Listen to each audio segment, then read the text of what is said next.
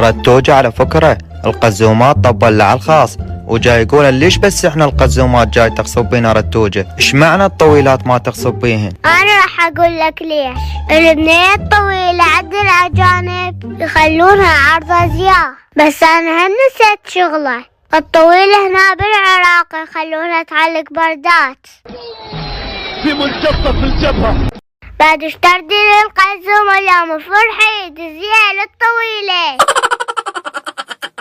حبيبتي رتوجة شي دلعونش من كنت صغيرة؟ دنعوني لوتلة ولحد هسه يدنعوني لوتلة. انا من كنت صغير كانوا يدلعوني بسكويته. ليش تكذب؟ انا سألت امك قالت لي من كان صغيرة دلعب صماخ.